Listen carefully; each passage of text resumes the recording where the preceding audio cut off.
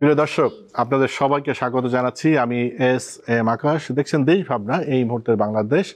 আজ আমরা মূলত জন আকাঙ্ক্ষা, প্রত্যাশা ও হতাশা এই বিষয়ে আলোচনা করব। এর সাথে সমসাময়িক রাজনৈতিক প্রসঙ্গ তো থাকবেই। আমাদের সাথে দুইজন অতিথি, তাদের সাথে আপনাদের পরিচয় করে দিই। আমাদের সাথে আছেন ডক্টর নাহারিন আই খান, অধ্যাপক, জাহাঙ্গীরনগর বিশ্ববিদ্যালয়। আপনাকে স্বাগত জানাচ্ছি। আমাদের সাথে আছেন সুলতান মাহমুদ, ডেপুটি এডিটর, দৈনিক আমার দেশ। আপনাকেও স্বাগত জানাই। ধন্যবাদ। ডক্টর নাহরিন আই খান পাকিস্তানের পররাষ্ট্রমন্ত্রী ইসহাক দার বাংলাদেশ সফর করছেন। তিনি সবার সাথে দেখা করেছেন, সব রাজনৈতিক দল এবং অন্তর্বর্তী সরকার প্রধান, তার সাথেও কথা হয়েছে এবং আজকে বেশ কয়েকটা চুক্তিও হয়েছে, সমঝোতা স্মারক স্বাক্ষর হয়েছে, একটা চুক্তি হয়েছে। কারণ এই যে পরিবর্তিত পরিস্থিতিতে পাকিস্তানের সাথে যে সম্পর্কের উন্নয়ন, এটাকে কিভাবে দেখেন? আসলে কি, একটা দেশ তো কখনো একা থাকতে পারে না, তাই না? আমরা গত 17 বছর কি দেখেছি যে পাকিস্তানের কোনো পি উচ্চারিত হলেই আপনার সর্বনাশ হয়ে গেছে, তাই না? তো আসলে এটা তো হয় না। একটা দেশের পররাষ্ট্র নীতিতে নিশ্চয়ই তার নেইবারিং কান্ট্রিজ বা কাছাকাছি লোকজন সবার সাথেই ভালো সম্পর্ক থাকতে হবে। তবে এটা যাতে কখনোই প্রভু এবং দাসের সম্পর্ক না হয়ে যায়, যেটা আমরা গত 17 বছর ইন্ডিয়ার সাথে দেখেছি, তাই না?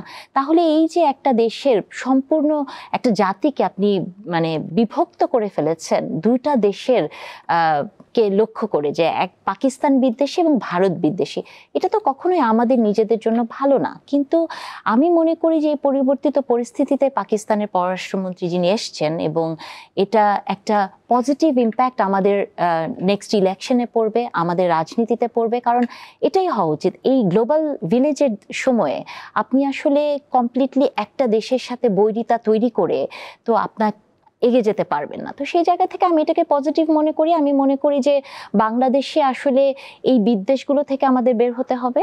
বাংলাদেশে যে বিভাজনের যে রাজনীতিগুলো আমরা করি, আমরা দেখেন বিভাজনের রাজনীতি কিন্তু এমন জায়গায় চলে গিয়েছিল যে মুক্তিযুদ্ধ এটাকেই ক্যাপিটালাইজ করা হয়েছে না, এবং রাজাকার। আপনি দেখবেন কোনো কিছু হলেই যেটা দিয়ে দেখেন সবচেয়ে কি বলবো, যে একটা আশ্চর্যের বিষয় হচ্ছে এই পাকিস্তান, এই রাজাকার, এই মুক্তিযুদ্ধ, এই তিনটাকেই গত 17 বছর সবচেয়ে বেশি ক্যাপিটালাইজ করা হয়েছে। এবং একটা সরকারের পতনই হলো এই শব্দগুলো দিয়ে, তাই না? রাজাকার শব্দ দিয়েই কিন্তু শুরু হলো এই আন্দোলনের বীজটা, কিন্তু বপন করা হয়েছে ওই সময় থেকে। তো আমি মনে করি যে এটা একটা পজিটিভ জিনিস, সবাই দেখা করছেন। এবং যে চুক্তিগুলো হচ্ছে, আমি এটাও সাথে সাথে মনে করি যে এই সরকারের, গত সরকারের আমলে বহু চুক্তি হয়েছে যেগুলোর কোনো খবর আমরা জানি না। পরবর্তীতে আমরা অনেক কিছু শুনেছি, যে ইভেন এগুলোও আমরা শুনি যে দেশ বিক্রি হয়ে যায়, তাই না? তা আমি মনে করি যে এই সরকারের একটা দায় আছে, এবং এই সরকারই পারেন যে ধরনের চুক্তি হোক না কেন সেটা জনসম্মুখে আনা, জনগণকে এই সম্পর্কে অভিহিত করা। এটা মনে হয় আমাদের জন্য একটা খুব ভালো জায়গা হবে, যে যে কোনো চুক্তি যাতে আমরা জানতে পারি। সুলতান মাহমুদ, যেটা বলছিল নাহারিন আই খান, যে গত 17 বছর আমরা দেখছি যে ভারত আসলে আমাদের যে পররাষ্ট্র নীতি, সেখানে আজকে যে সবার সাথে বন্ধুত্ব, কারোর সাথে বৈরিতা নয়। কিন্তু কি হয়েছে, ভারত ডিকটেক্ট করেছে যে কার সাথে কতটা সম্পর্ক থাকবে। সেইভাবে পাকিস্তানের যে পি উচ্চারণ করলেই সর্বনাশ হয়ে গেছে, যেটা বললো। এখন নতুন পরিস্থিতিতে এই সম্পর্ক যখন এগিয়ে নেওয়ার প্রসঙ্গ আসে, তখন কিন্তু আরেকটা প্রসঙ্গ আসে, সেটা হলো অমীমাংসিত যে বিষয়গুলো আছে পাকিস্তানের সাথে, সেইটা সমাধান হওয়া তো দরকার। কি বলেন? ধন্যবাদ। আপনি যেখান থেকে শেষ করলেন আমি সেখান থেকে শুরু করি। অমীমাংসিত ইস্যু শেষ করা দরকার। এটি শুধুমাত্র একটি দেশের সাথে আরেকটি দেশের অমীমাংসিত ইস্যুর বিষয় নয়, এটি প্রত্যেকের সাথে প্রত্যেকের অমীমাংসিত ইস্যুগুলোকে মীমাংসা করে ফেলাটাই হলো সমীচীন। তো সেক্ষেত্রে পাকিস্তানের সাথে বাংলাদেশের অমীমাংসিত ইস্যু কোনগুলো, সেগুলো আগে চিহ্নিত করতে লাগবে, প্রকাশ্যে আসতে লাগবে, উভয় পক্ষ থেকে চিহ্নিত করতে লাগবে। আমি বলছি অমীমাংসিত বিষয়গুলো মীমাংসা হয়ে গেছে, আপনি বলছেন মীমাংসা হয় নাই। তাহলে এই হয়েছে এবং হয় নাই এর মধ্যে তফাৎ কোথায়? যেখানে যেখানে তফাৎ আছে, ধরে নেওয়া হোক, বলা হচ্ছে যে স্বাধীনতা যুদ্ধের সময় তারা যে এই অপরাধ যেটি করেছে, বাংলাদেশের মানুষ হত্যা করেছে, সেখানটাতে বাংলাদেশের মানুষের যে জুলুম নির্যাতন বা অধিকার আন্দোলন, অধিকার আদায়ের আন্দোলন, সেখানটা থেকে যে নীতি বহির্ভূত তাদের যে কর্মতৎপরতা বা যে আঘাত তারা হেনেছে, সেই জন্য মানবতা বিরোধী অপরাধ করেছে, সেই জন্য তারা আজও পর্যন্ত মাপ চায়নি। এটি একটি ইস্যু। তো সেটি যদি হয়ে থাকে, আজকের দেখবেন যে বর্তমান পাকিস্তানের যিনি উপপ্রধানমন্ত্রী এবং আজকে পররাষ্ট্রমন্ত্রী, উনি বাংলাদেশে এসে আজকে উনি কিন্তু বলেছেন যে ইতোমধ্যে দুবার সেটি সুরাহা হয়েছে। তাদের ভাষায় সেটা হয়েছে, এখন তাদের ভাষায় সেটি হয়েছে। এখন আপনার ভাষায় যেখানে যেখানে হয়নি সেটি কিন্তু সুনির্দিষ্ট করতে লাগবে। আপনি মীমাংসা যদি করতে চান, কোনো বিরোধ মীমাংসা করতে হলে কিন্তু স্পষ্ট করতে হবে যে কোথায় কোথায় হয়নি, কোথায় কোথায় হয়েছে। জাতির সামনে এটাকে জাতির সামনে উন্মুক্ত করে দিতে লাগবে। উন্মুক্ত যদি করে না দেন, অর্থনৈতিক ইস্যুগুলোতে কোথায় কোথায় মীমাংসা হয়েছে, কোথায় কোথায় হয় নাই, সেটি আপনাকে বলতে লাগবে। আরেকটি হলো যে যারা পাকিস্তানি এখানে এখনো আটকে পড়ে আছে তাদেরকে ফেরত নেওয়া হয় নাই। এখন এটি নিয়ে কিন্তু বারংবার বৈঠক হচ্ছে। এখন পাকিস্তানের পক্ষ থেকে বলা হচ্ছে আটকে পড়া পাকিস্তানি বলতে বাংলাদেশে কেউ নাই, যারা বিহার থেকে এসেছে তারা এখানটাতে রয়ে গেছে এবং স্বেচ্ছায় যাওয়ার জন্য কিন্তু সেখানটাকে দ্বার উন্মোচন করে দেওয়া হয়েছে, আমরা শুনেছি বহুবার। এখন যারা যেতে চায় নাই তাদেরকে আপনি কিভাবে ফেরত পাঠাবেন, সেই কৌশলটাকেও আপনাকে নির্ধারণ করতে লাগবে। অতএব আপনি মীমাংসা করতে হলে উভয় পক্ষের কিন্তু এই কোন কোন অমীমাংসিত ইস্যু সেগুলো যেভাবে উন্মোচন করে দিতে লাগবে জনগণের স্বার্থে, উভয় দেশের জনগণের স্বার্থে উন্মোচন করে দিতে লাগবে, এবং যারা নেতৃত্বে কর্তৃত্বে বা দেশ পরিচালনা আছে তারা সেটিকে মানে বিষয়টা হলো যে সম্পর্ক তো শুরু হয়েছে, সম্পর্কই মানে কথাই বলা যেত না, কথা বলা যেত না। শুধু তাই নয়, আপনি কথা বললে ওই দিককার কোনো যদি কোনো কথা বলেন, যেটা উনি বলেছেন পি বললেই মহাভারত অশুদ্ধ হয়ে যেত। তো এখন আমি মনে করি যে দেখেন, সেটি তো একটি অন্ধকার অধ্যায় গেছে বাংলাদেশের জন্য। আপনি যদি গত 16 বছরের কথা বলেন, তো আপনি বলছিলেন যে ভ্রাতৃত্বের সম্পর্ক থাকতে লাগবে, প্রভু বা বৃত্তের যে সম্পর্ক সেটি নয়।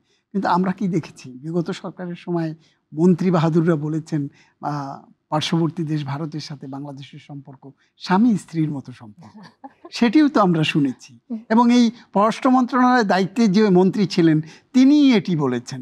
তো যে মেটাফরিক ইউজকে যদি এরকম ভাবে বলেন, এটা মেটাফরিক তো হতে পারে না, মেটাফরিক হতে পারে, কিন্তু দায়িত্বের জায়গা থেকে, দায়িত্বের জায়গায় থাকে আপনি রাষ্ট্র ক্ষমতার শীর্ষে থেকে যখন বলবেন তখন আপনি সেটাকে ওভাবে বিশ্লেষণ করতে পারবেন। আপনার দায়িত্ব বলে দেবে আপনি কখন কোথায় কি বলবেন।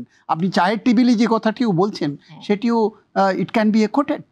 সো আপনাকে সেই জায়গায় আমি এক কথা বলা আর পররাষ্ট্রমন্ত্রী এক কথা বলা এক নয়, সেই জায়গা দেখতে লাগবে। আমি আবার এই আলোচনার মধ্য দিয়ে বলবো যে 15 বছরে যে ভারত প্রীতি ছিল, আগামীতে যেন সেই ভারতের দ্বার বন্ধ করে পাকিস্তান প্রীতিতে পরিণত না হয়, সেই জায়গাটাও দেখতে লাগবে।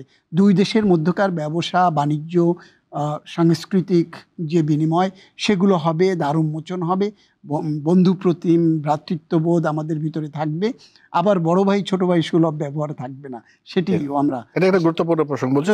সংক্ষেপে ছোট্ট করে আপনাকে এই বিষয়টা জানতে চাই। আমরা এতদিন ভারতের সাথে স্বামী স্ত্রীর সম্পর্ক বা যেটা বলেন বা খুবই ধরম মহরম বা সেটা একটা সম্পর্ক ছিল আগের সরকারের, পাকিস্তানের সাথে একদম মানে ভাসুরের মতো মুখ মানে কথা বলা যাবে না আর কি। তো এখন তো দাবার গুটি উল্টে গেছে না, কিন্তু ওই যে পাকিস্তান প্রীতি আবার বেশি না হয়ে যায় ভারত বিদ্বেষ বেশি হয়ে যাওয়া, সেটাও কি পররাষ্ট্রনীতির জন্য খুব একটা ভালো হবে কিনা? মানে না, এটা তো ভালো হবে না, কারণ হচ্ছে যে সবকিছুতে তো চেক অ্যান্ড ব্যালেন্স থাকা ভেরি ইম্পর্টেন্ট। আমাদের দেশে একটা প্রবলেম হয়েছে কি জানেন, আমরা চেক অ্যান্ড ব্যালেন্স করতে পারি না। আমরা এতই হুজুকে জাতি, হয়তো এই কথা বলাতে অনেকে গাত্রদাহ হবে, কিন্তু আমাদের হুজুকটা এত বেশি, আপনি দেখবেন যে কোনো না কোনো দিকে ঝুঁকে যাওয়ার একটা প্রবণতা আমাদের থাকে। এই যে বললেন স্বামী স্ত্রীর মতো সম্পর্ক বা কিছু, এই যে শব্দের ব্যবহারগুলো আমরা করেছি, এবং আমাদের যে কথাটি ভাই বলছিলেন যে গুরুত্বপূর্ণ জায়গা থেকেও এই ধরনের শব্দের ব্যবহার করা হয়। তো এটা দিয়ে তো আপনি একটা দেশের পররাষ্ট্রনীতিকে বিশ্লেষণ করতে পারেন না, তাই না?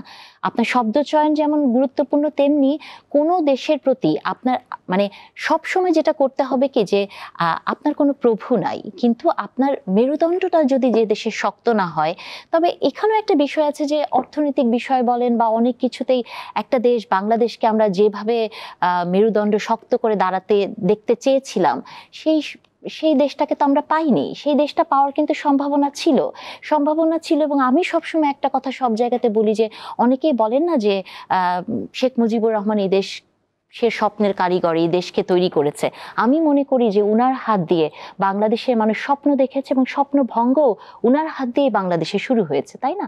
তো এই মেরুদণ্ড শক্ত যতদিন আপনার না হবে ততদিনই ঝুঁকে পড়ার প্রবণতাটা থাকে। আপনি দেখবেন শুধু পাকিস্তান এবং ইন্ডিয়া নয়, আপনি দেখবেন চায়নারও একটা বিষয় বাংলাদেশে আসে অনেক জায়গাতে, এবং চায়নার সাথে আপনার সম্পর্ক কেমন হবে তার সাথে ভিত্তি করে পাকিস্তান এবং ইন্ডিয়া আপনাকে কেমন করে গ্রহণ করবে সেটিওই করে। তো আসলে আমি মনে করি যে এই মুহূর্তে বাংলাদেশ একটা ট্রানজিশনাল টাইমে আছে।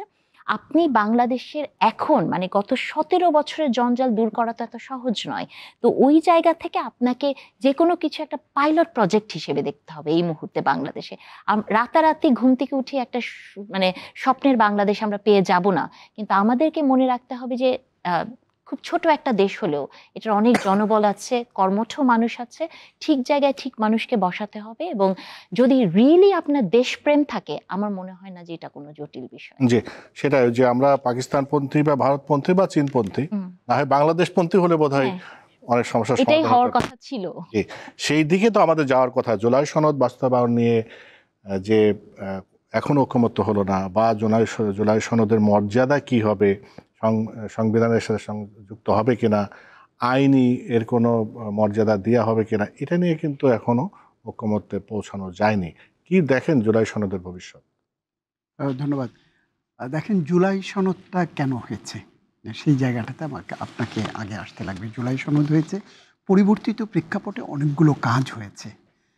আপনি সরকার প্রধানকে, আমরা যাকে প্রধান উপদেষ্টার পদে বসিয়েছি, আমরা অন্তর্বর্তী সরকার গঠন করেছি, এবং এই সরকার গঠন থেকে শুরু করে গত 1 বছরের বেশি সময়ে যে কাজগুলো হয়েছে, অনেকগুলোকেই বলা হবে যে সংবিধানের বাইরে এই কাজগুলো করা হয়েছে। তো সেগুলো সাংবিধানিক স্বীকৃতির একটি জায়গা থাকতে লাগবে ঘোষণা। আমরা যখন বলছি যে জুলাই যোদ্ধা যাদেরকে বলছি, সেই জুলাই যোদ্ধার স্বীকৃতি দিতে লাগবে, এরকম একটি জায়গা কিন্তু আছে। এরকম অনেকগুলো বিষয় আছে জুলাই সনদের মধ্য দিয়ে সেগুলোকে যদি বলেন বৈধতা দেয়া, সেই বৈধতা দেওয়ার জন্য এখন প্রশ্ন উঠেছে যে কখন কিভাবে দেবেন। এখন একটি জায়গা হলো যে আপনি এটি সাংবিধানিকভাবে স্বীকৃতি দিতে গেলে সেটিকে সংবিধানের সাথে আপনি কোনো অবস্থাতেই জুলাই সনদকে সংবিধানের প্যারালাল করতে পারেন না। হ্যাঁ, কেউ চাইছে যে সংবিধানের উপরে গিয়ে এটিকে করবার। আসলে দীর্ঘমেয়াদী, উনি যেটি বললেন যে একটি প্ল্যান থাকার দরকার, আমাদের সব কিছুতে একটি পরিকল্পনা থাকার দরকার, স্ট্র্যাটেজিক প্ল্যান যেটা থাকার দরকার, সেখানে স্বল্পমেয়াদী, মধ্যমেয়াদী এবং দীর্ঘমেয়াদী প্ল্যান থাকা দরকার। এখন হঠাৎ করে এসে আপনি যে কোনো কিছু যদি চাপিয়ে দেন, আবার কিন্তু হঠাৎ করে সেটি কিন্তু উবে যাবে। এই জন্য যা কিছু করতে লাগবে এগুলো কিন্তু স্টেপ বাই স্টেপ করতে লাগবে। এখন রাজনৈতিক নেতাদের মধ্যে যা কিছু বিএনপি চাইছে, এনসিপি তার কাছাকাছি কিছুটা হাঁটছে, আরেকটি দল জামায়াতে ইসলামী সেখান থেকে টোটালটা ইউটার্ন নিচ্ছে। তো এই যে মতবিরোধ যদি এই পর্যায়ে পৌঁছায়, তাহলে জুলাই সনদ কার্যকর কতটা হবে সেটি এখন মানুষকে ভাবিয়ে তুলেছে। এবং আপনি নিশ্চয়ই খেয়াল করে দেখবেন যে গতকালকে মির্জা ফখরুল ইসলাম আলমগীর বলেছেন, এই জুলাই সনদ বাস্তবায়ন বা ঐকমত্য কমিশন, এই যে সংস্কার প্রক্রিয়া, সেটিকে করতে গিয়ে তাদের মধ্যে আলোচনা এমন জায়গায় চলে যায় যেটি তাদেরকে হতাশায় ফেলে দেয়, হতাশাগ্রস্ত করে দেয়। কখন মানুষের মধ্যে হতাশা নেমে আসে।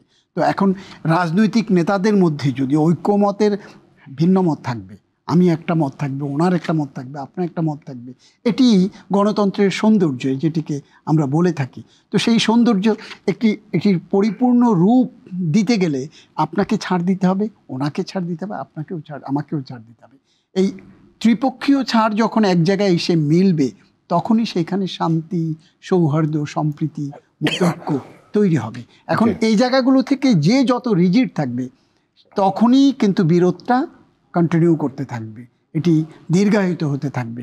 লক্ষ্য বাস্তবায়নে দীর্ঘসূত্রিতা হলে এই যে বহু প্রত্যাশিত ভোট, গণতন্ত্রে ফিরে যাওয়া, গণমানুষের আকাঙ্ক্ষার প্রতিফলন ঘটানো বা ভোট উৎসবে পরিণত করার যে প্রত্যাশা, সেটি কিন্তু ভুলুণ্ঠিত হয়েছে। জি, সেটাই, এই জন্যই তো আমরা বলেছি যে জন আকাঙ্ক্ষা, প্রত্যাশা ও হতাশা আজকের অনুষ্ঠানের নাম। নাহরিন আই খান, যেটা বলছিলাম যে জন আকাঙ্ক্ষা কি আসলে হতাশার দিকে চলে যাচ্ছে, বিশেষ করে আপনার এই যে ঐকমত্য কমিশনে যে বিভিন্ন বিষয় নিয়ে ঐকমত্য হচ্ছে না, বিভিন্ন রাজনৈতিক দল বেশ বৈরিতা দেখা যাচ্ছে, বিশেষ করে জুলাই সনদের মর্যাদা কি হবে সেটা নিয়েও তো একমত হতে পারলাম না। কিন্তু সামনে আমাদের নির্বাচন, যদি এইটা হতে না পারে তাহলে কি নির্বাচনের উপর কোনো প্রভাব পড়বে না? প্রভাব তো পড়বেই। একটা মোটা দাগে কিন্তু একটা ভাবনা আমাদের সবার মধ্যেই আছে যে যে দলগুলো জানেন যে যারা একটা হাইপ তুলেছে সোসাইটিতে যে আমরা জিতবো, বা আপনি দেখেছেন যে অনেক সার্ভে হয়েছে না, অনেক জরিপে দেখবেন যে যারা এগিয়ে আছে দেখা যাচ্ছে সোশ্যাল মিডিয়াতে বা অনেক জায়গাতে, তো তারা কিন্তু রিয়ালিটিতে বা মাঠে ময়দানে যে কিন্তু বুঝতে পারছে যে পথটা অনেক বন্ধুর তাদের জন্য। তো ওরকম একটা জায়গা থেকে আপনি দেখবেন যে প্রতিনিয়তই নতুন নতুন একটা ইস্যু আসে, হ্যাঁ, যেটা একটু আগে সলভ হয়ে যাবে, কালকে সকালেই আপনি দেখবেন যে নতুন আরেকটি ইস্যু নিয়ে তারা হাজির হচ্ছে। তার মানে হচ্ছে কি যে তারা জানে যে ভোটের মানে মাঠটা তাদের জন্য কণ্টকাকীর্ণ, তাই না? তো ওরকম একটা জায়গা থেকে এই ইস্যুগুলো তারা আনেন। কিন্তু আমি একটা জিনিস, এই যে আপনি বললেন জন আকাঙ্ক্ষা তো জুলাই সনদে আছে, কিন্তু জুলাই সনদকে আমি মনে করি না যে বাংলাদেশ এটা তো একটা দেশ, তাই না? যতই আপনি বলেন না কেন যে দ্বিতীয় স্বাধীনতা বা যাই কিছু, আমরা তো আসলে ৭১-এর স্বাধীনতাকে তো আপনি ফেলে দিতে পারেন না, তার মর্যাদা কিন্তু অন্য জায়গায়। তো যে মানুষটি দেশকে সবচেয়ে বেশি ভালোবাসে সে কি করে ভাবে যে জুলাই সনদ আপনার সংবিধানের উপরে স্থান পাবে, তাই না? একজন বাংলাদেশি হিসেবে আমি মনে করি যে এটা আমাদের ভাবনার জায়গায় কোনো না কোনো জায়গায় একটু ভুল হচ্ছে। যে যেখানে যতটুকু যেভাবে সম্মান পাওয়ার কথা সেই সম্মানটা যদি এই জাতি দিতে পারে, আমার মনে হয় না এই ঝামেলাগুলো থাকবে। তো জুলাই সনদ নিয়ে ঝামেলা একটা হচ্ছে, এবং আমার কেন জানি মনে হয় ওই যে আমাদের প্রধান উপদেষ্টা এসে বলেছিলেন না মিটিকুলাসলি ডিজাইন, আমি গত ১ বছরে শুধু খালি মিটিকুলাসলি ডিজাইনই দেখছি। সব কিছুতেই দেখবেন একটা না একটা মিটিকুলাসলি ডিজাইন আছে এবং তার পেছনে কোনো একজন মাস্টার মাইন্ড আছে। তো জুলাই সনদটাকে আমি আসলে ওভাবেই দেখি। তবে সবচেয়ে বড় কথা হচ্ছে যে যে ঐক্যমত্যে আমরা অগাস্টের ৫ তারিখ গত বছর এক হয়েছিলাম সবাই, সেটা এত দ্রুত যে দেশে ভেঙে যেতে পারে, আমি মনে করি যে জুলাই সনদ বা সব কিছু যদি এই মুহূর্তেও আপনি মেনে নেন, এটি ভেঙে যাবেই। তো আমাদের যে জায়গাটা তৈরি করতে হবে যে দেশের স্বার্থে, যেটি মোটা দাগের কিছু জায়গাতে আমাদের আসলে এই বিভেদটা যাতে তৈরি না হয়, এটার দিকে আমাদের সজাগ দৃষ্টি রাখতে হবে। তো ইলেকশনকে সামনে রেখে জুলাই সনদ নিয়ে যেগুলো হচ্ছে, এটা ইলেকশনকে প্রলম্বিত করারই একটা পায়তারা আমি মনে করি। তবে আমি এর সাথে সাথে আপনি যেমন বলেছেন প্রত্যাশা, আমার প্রত্যাশাটা হচ্ছে বা আপনার সবার প্রত্যাশা, আমি বিশ্বাস করতে চাই যে আমাদের প্রধান উপদেষ্টা যেটি বলেছেন যে একটি খুব সুন্দর নির্বাচন হবে এবং ফেব্রুয়ারিতেই হবে, সেই আশাটা নিয়ে আসলে আমি থাকতে চাই। আমি মনে করি যে বাংলাদেশ ইলেকশনের পথেই হাঁটছে। যে আপনি সেটা মনে করেন কিনা যে বাংলাদেশ ইলেকশনের পথেই হাঁটছে, বিশেষ করে এই যে জুলাই সনদ বা এই ঐকমত্য কমিশনের বিভিন্ন বিষয় নিয়ে যে মতবিরোধ, এইগুলো তো আসলে সমাধান হওয়া দরকার। যেমন বলা হয়েছিল যে বিচার কার্য একটা উল্লেখযোগ্য হওয়া দরকার, তারপরে জুলাই কি বলে সংস্কারের যে উল্লেখযোগ্য একটা পর্যায়ে আসা দরকার। কিন্তু যদি এটা নিয়ে আমরা আলোচনাই করতে থাকি এবং সমাধানে না আসি, তাহলে যারা ওই যে ঘোলা পানিতে মাছ শিকার করতে চায় তাদের দিকেই আমরা বলটা ছুড়ে দিচ্ছি কিনা। ধন্যবাদ। আপনি বিচার এবং সংস্কারের কথা বলেছেন। বিচার, আপনি কি বিচার চাচ্ছেন? কোন বিচার চাচ্ছেন? জুলাই হত্যাকাণ্ডের বিচার, গত ১৫ বছরের অন্যায় অবিচার দুঃশাসনের বিচার, আপনি মানবতা বিরোধী অপরাধের আড়ালে যে বিচার করে জামায়াত ইসলামের নেতা সহ বিএনপির বিভিন্ন নেতাকে ফাঁসির কাস্টে ঝুলিয়ে মারা হয়েছে তার বিচার, যদি এই সব বিচার আপনি চান এবং সত্যিকার অর্থেই কার্যকর এবং বিশ্বনন্দিত বা জনগণের কাছে সমাদৃত বা প্রশংসিত বা গ্রহণযোগ্য বিচার যদি চান, সেটি কিন্তু চটজলদি হবে না।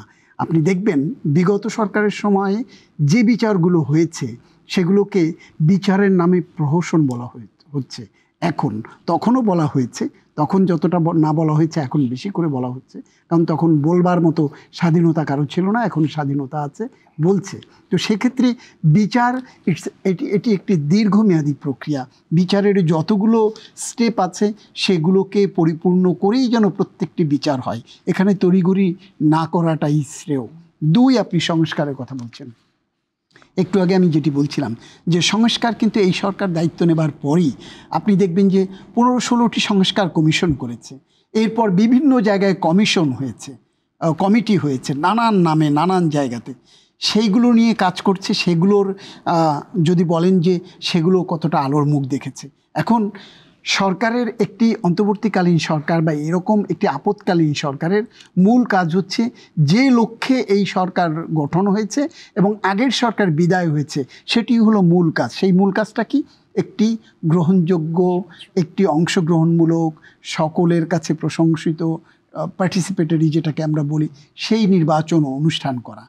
সেই অনুষ্ঠানের পথেই সরকার হাঁটছে এবং সেটি নিয়ে নানান দ্বিধাদ্বন্দ্ব ছিল, সন্দেহ শঙ্কা ছিল। সেই জায়গা থেকে কিন্তু আমি বলবো যে যেভাবেই বিশ্লেষণ করুক, আমার বিশ্লেষণটা এখানে প্রফেসর ডক্টর মোহাম্মদ ইউনূস দায়িত্ব গ্রহণের 4 মাসের মাথায় বলেছিলেন যে 2026 সালের জুলাইয়ের মধ্যে, জুনের মধ্যে নির্বাচন হবে। সেই যে ওয়াদা করেছিলেন উনি এখনও পর্যন্ত ওনার ওয়াদার পথেই রয়েছেন এবং সেটি এখন যেটা বলছে যে ফেব্রুয়ারির মধ্যে বা রোজার আগে নির্বাচনে, একটি দিনক্ষণের এখনও ঘোষণা হয়নি, হয়তো এই সপ্তাহে একটা রোডম্যাপ আসবে। তো সেই পথে হাঁটছে। এখন সংস্কার ইস্যুতে আমি যেটি বলি যে সংস্কার, ওই যে একটু আগে বলছিলাম যে সংস্কার হলো 3 ধাপের সংস্কার, একটা হলো শর্ট টার্ম, একটা মিড টার্ম, একটা লং টার্ম। এই সরকার কিন্তু, এই সরকারের উপদেষ্টারা যখন সংস্কার কার্যক্রম শুরু করেছে তখনই তারা বলেছিল যে অন্তর্বর্তী সরকারের কাজ শুধু স্বল্পমেয়াদী সংস্কারগুলো করে নির্বাচনটাকে অর্থবহ, গ্রহণযোগ্য, অংশগ্রহণমূলক, উৎসব মুখর করবার জন্য যা যা করার দরকার সেটি হলো মূলত নির্বাচনকে সুন্দর করার জন্য যেসব সংস্কার দরকার সেইগুলো, আর বাকিগুলো তারা বলেছে আমরা ফুটপ্রিন্ট রেখে যাব, পরবর্তী সরকার এসে সেই পথে হাঁটবে। তো আমি তো দেখছি যে সরকার, অন্তর্বর্তীকালীন সরকার যে প্রতিশ্রুতি বা যে অঙ্গীকার ব্যক্ত করেছিল সেই পথেই হাঁটছে।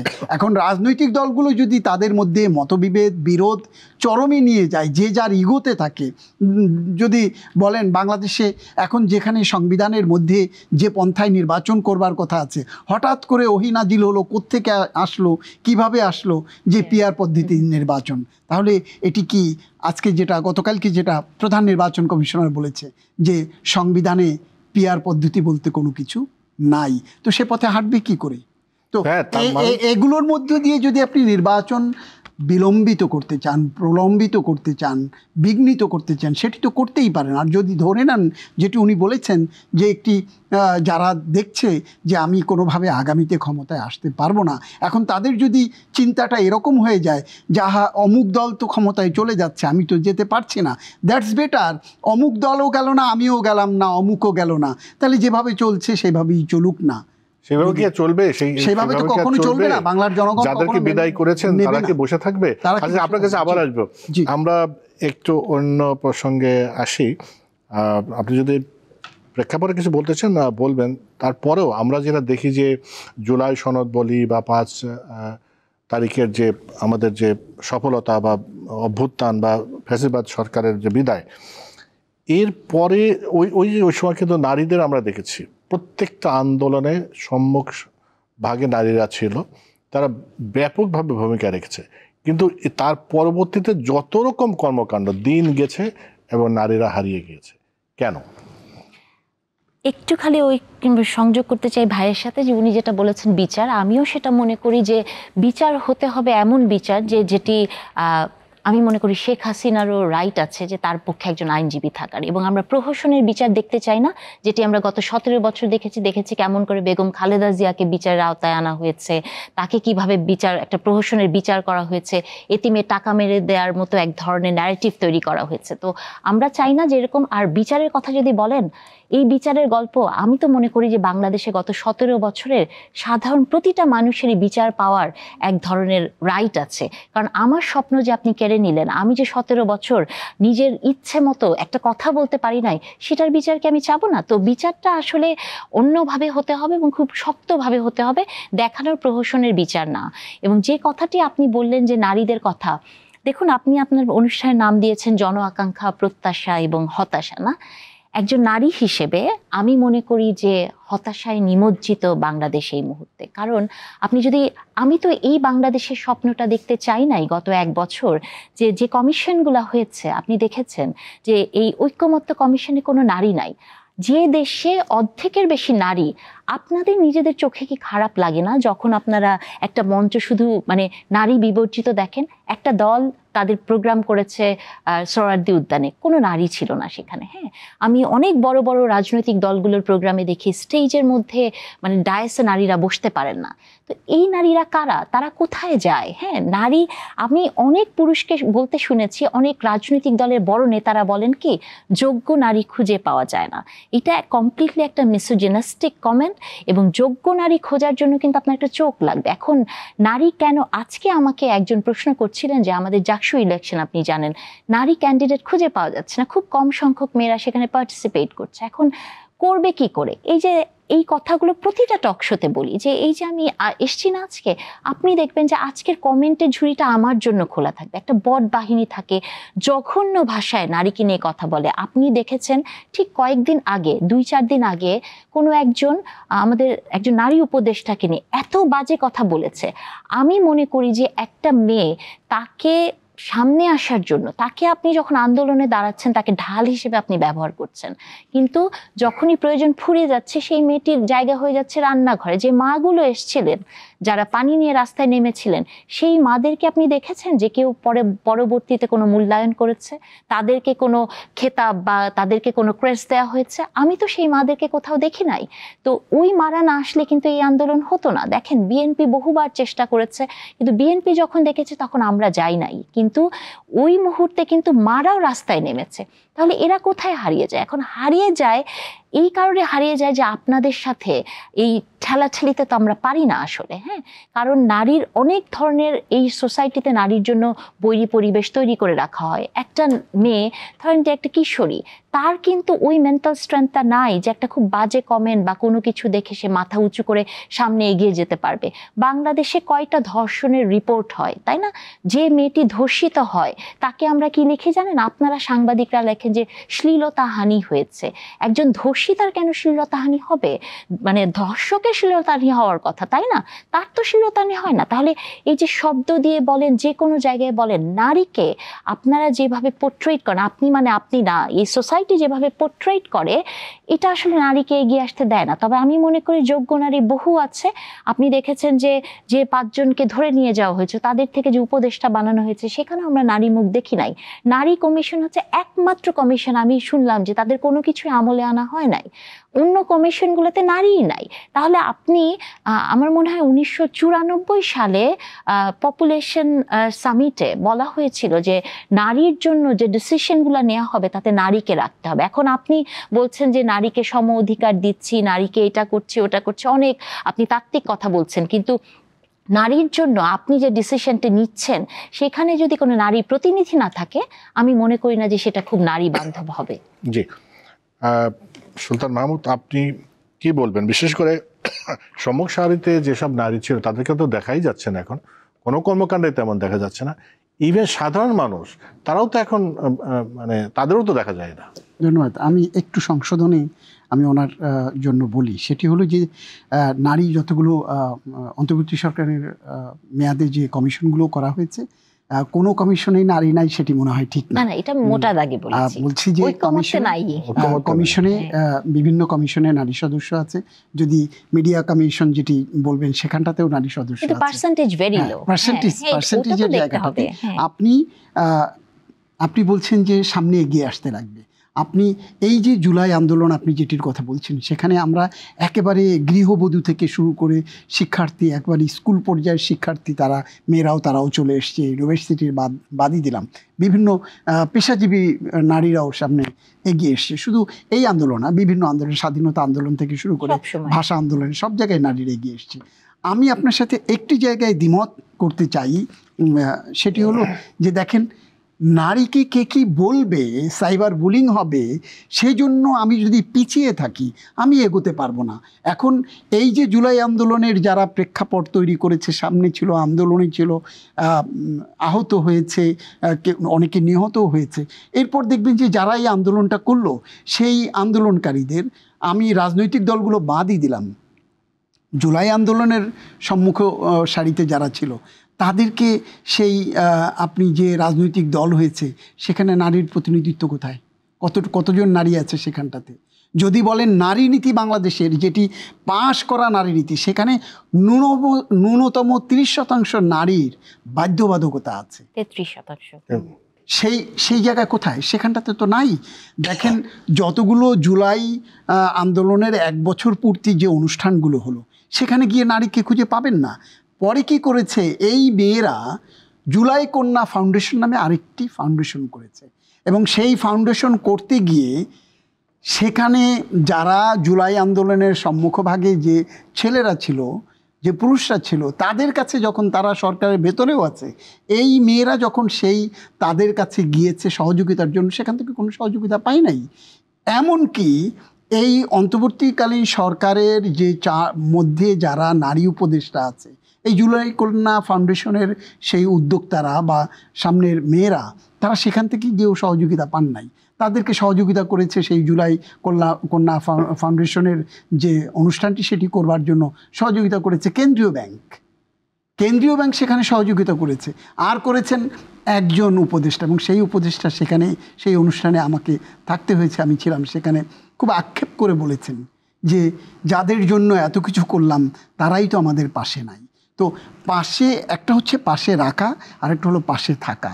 আপনাকে কোনো না কোনোভাবে আপনার জায়গা আপনাকে দখল করে নিতে হবে। আমি মনে করি আমাদের মা বোন যারা সামনে আছে, রাজনীতিতে আছেন, শিক্ষাঙ্গনে আছেন, জাকসু বলেন, ডাকসু বলেন, রাকসু বলেন, সব জায়গায় মেয়েরা এগিয়ে আসবে, এবং মেয়েদেরকে কেউ এগিয়ে এলে 100 জনের ভিতরে 5 জন বা 25 জন আপনাকে বাঁকাভাবে দেখছে, কিন্তু বাংলাদেশের প্রেক্ষাপট কিন্তু চেঞ্জ হয়েছে। বাকি 75 জন কিন্তু আপনাকে ইতিবাচকভাবে নিচ্ছে, আপনাকে স্বাগত জানাচ্ছে, আপনাকে সহযোগিতা করবার জন্য এগিয়ে আসছে। এখন আপনি কিভাবে নেবেন সেটি আপনাকে ঠিক করতে লাগবে। আপনি পশ্চাৎপদ হয়ে থেকে আমি যদি ঘোমটা টেনে বলি যে না আমি নারী, সেই দিন কিন্তু সেখান থেকে ঘোমটা ফেলে আপনাকে সামনে নিয়ে আসবার অবস্থা এখনো বাংলাদেশে। প্রেক্ষাপটে হয়তো আপনার কিছু বলার থাকবে, আপনি সেটা বলবেন। একই সাথে একটা প্রশ্ন করে নিই, সেটা হলো যে আজকে ইলেকশন কমিশন একটা ঘটনা ঘটেছে, একটা পত্রপত্রিকায় দেখবেন এবং ফেসবুকে এটা ভাইরাল মতো হয়ে গেছে, যে সীমানা পুনরুদ্ধারণ যে শুনানি, সেখানে ধাক্কাধাক্কি হয়েছে, কিল ঘুষি হয়েছে। এনসিপির একজন নেতা, তারা বলছে তাদের ধাক্কাতে তাকে ফেলে দেওয়া হয়েছিল, আবার রুমিন ফারহানা বিএনপি নেত্রী, সে বলতে তাকে ধাক্কা দিয়েছিল। তো সেখানে ধাক্কাধাক্কি মারামারি ইত্যাদি হয়েছে নির্বাচন কমিশনের ভিতরে। তো এই যে আমরা যখন সামনে একটা ভালো নির্বাচনের কথা বলছি, কেন্দ্র দখল হবে না, সুন্দর নির্বাচন কমিশনের মধ্যে শুনানিতে যদি এই অবস্থা হয়, কিভাবে ব্যাখ্যা করবেন? প্রথমে সুলতান ভাই যে প্রশ্নটি বলেছেন যে মেয়েদেরকে নিজেদের জায়গা নিজেদেরকে নিতে হবে, উনি কিন্তু ওনার প্রশ্নে এই উত্তরগুলো দিয়ে দিয়েছেন। উনি বলেছেন যে মেয়েদেরকে সহযোগিতা করে না বা কিছু। শুনুন, পৃথিবীর ইতিহাসে এরকমই যে কয়জন নারী সামনে আসতে পারে, বা বাংলাদেশের পরিস্থিতি কি তাই, যে দেশে এখন পর্যন্ত 1889 সালের কাস্টাডি আইন দিয়ে পারিবারিক ল চলে, হ্যাঁ, যে দেশে একটা মা এখন পর্যন্ত তার সন্তানের অভিভাবক হতে পারে না, সে মানে কাস্টাডিয়ান হয়ে বেঁচে থাকে, সেই দেশে এইসব স্বপ্ন তো অনেক দূরের কথা। একজন পুরুষ হিসেবে পুরুষের লেন্সে নারীকে দেখাটা যতটা সহজ, দেখেন আপনি আজকে বলতে পারেন যে নারী এই জায়গায় আসবে, বসবে, আমি তাকে মেনে নিচ্ছি, কিন্তু নারীটি কিভাবে আসবে?